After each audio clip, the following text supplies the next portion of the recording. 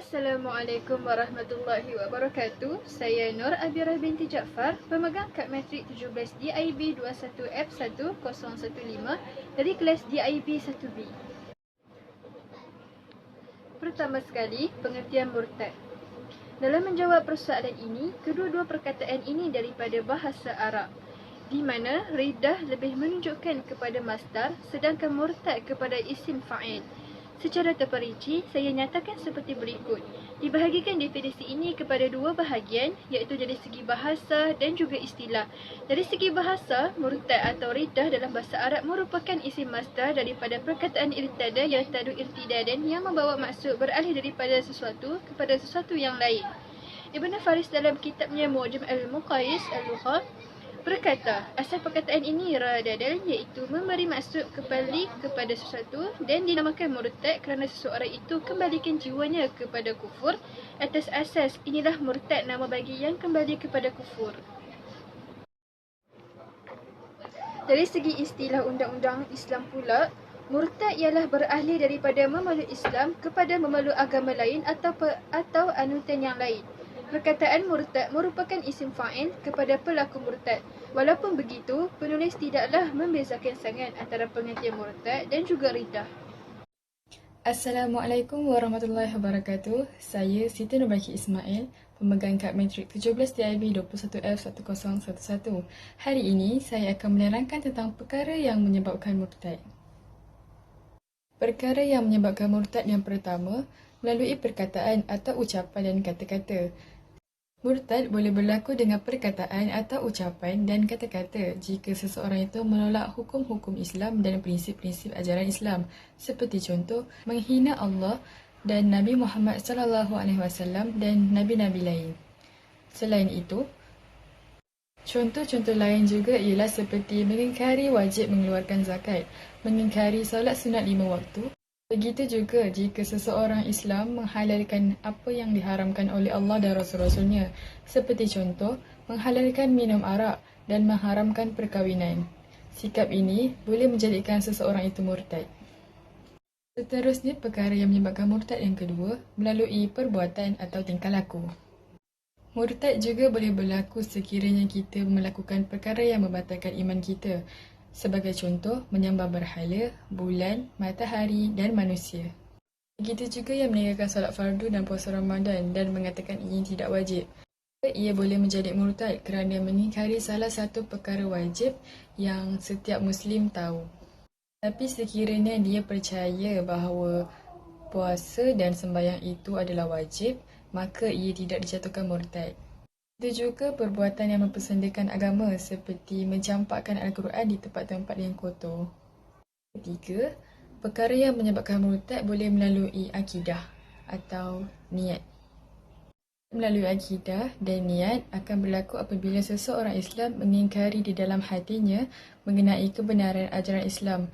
Seperti dia yakin bahawa ajaran Islam sama sahaja dengan ajaran agama lain, ataupun dia yakin bahawa agama lain lebih baik daripada agama Islam.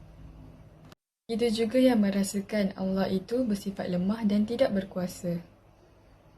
Demikian juga seseorang itu percaya bahawa Nabi Muhammad SAW bukan Nabi akhir zaman, syariat dan ajaran Islam yang dibawa bukan untuk seluruh manusia, atau dia percaya hukum Islam seluruh manusia, atau dia percaya hukum Islam yang dibawa oleh baginda adalah hukum-hukum lampau.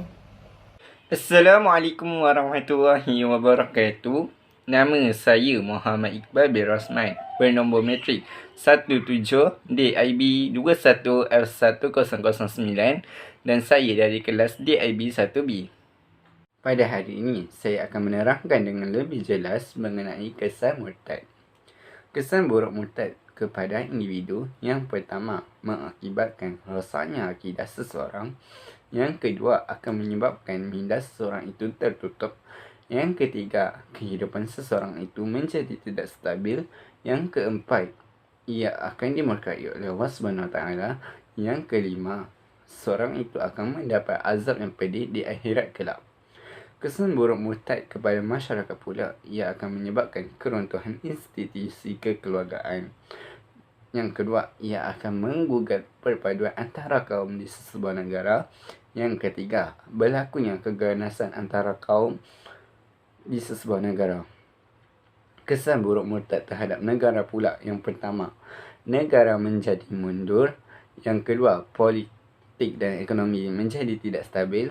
Dan yang ketiga, berlakunya pergaduhan antara masyarakat dalam sesebuah negara itu. Implikasi murtad yang pertama, apabila seseorang itu murtad, ia disuruh untuk bertaubat. Yang kedua, apabila seseorang itu murtad, ia perlu dijatuhkan hukuman bunuh. Yang ketiga, apabila seseorang itu murtad, hartanya akan dirampas. Yang keempat, terputusnya hubungan suami isteri apabila salah seorang daripada mereka yang murtad. Yang kelima, penyembelihan tidak halal dan segala pahala ibadahnya terbatal. Disuruh bertaubat. Apabila seseorang itu telah murtad, ia perlu diberikan nasihat dan kaunseling. Ia juga disuruh bertaubat beberapa kali.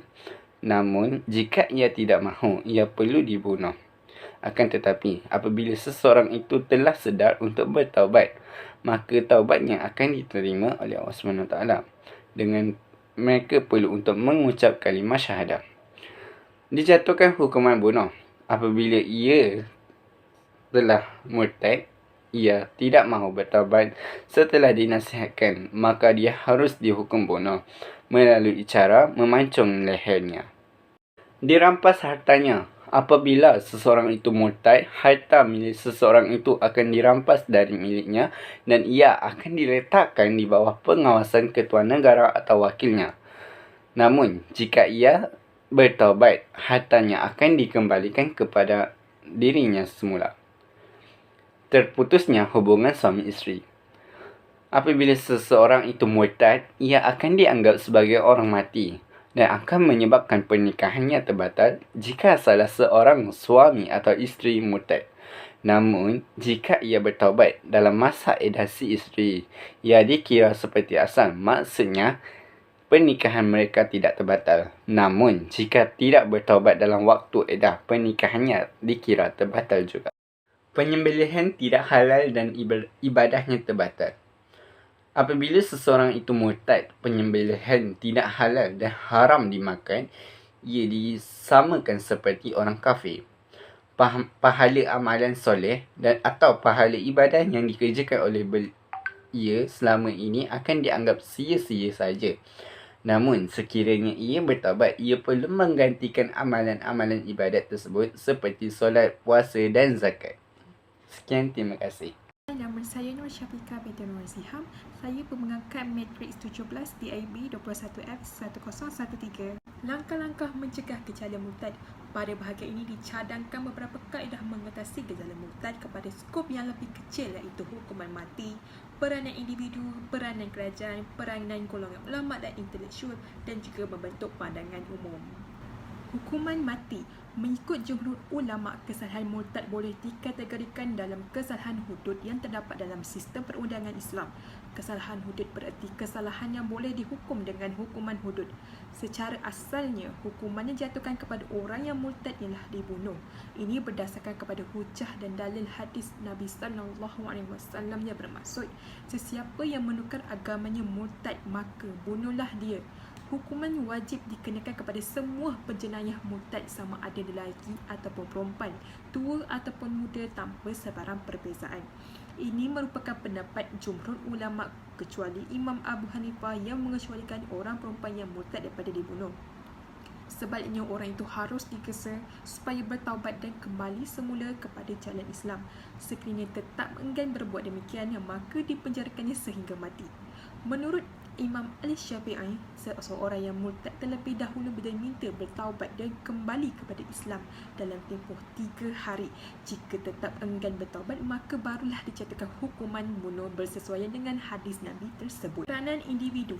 Apabila bercakap mengenai manusia dan agama, maka salah satu masalah yang seringkali menjadi perbahasan adalah gejala murtad. Faktor berlaku kemudaratan yang paling utama ialah kerana kejahilan mereka dalam memahami agama Islam sebagai cara hidup, budaya hedonisme dan strategi musuh yang licik. Dalam menghadapi situasi murtad yang semakin berleluasa kini, sudah tentu pemakasan ilmu pengetahuan terutama tentang ilmu pendidikan Islam yang merupakan suatu kewajipan terhadap setiap umat yang beragama Islam.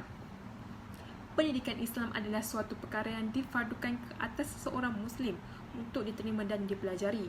Pendidikan mestilah bermula daripada rumah, menjangkau ke alam persekolahan dan pusat-pusat pengajian tinggi serta persekitaran ilmu yang dibentuk oleh kerajaan yang memerintah. Minda individu Islam juga perlu diasah bagi menghadapi serangan-serangan pemikiran yang pasti lebih mencabar mengikut peredaran zaman, antaranya dengan meningkatkan kepekaan terhadap isu semasa, terutamanya berhubung dengan permasalahan yang boleh menggugat akidah.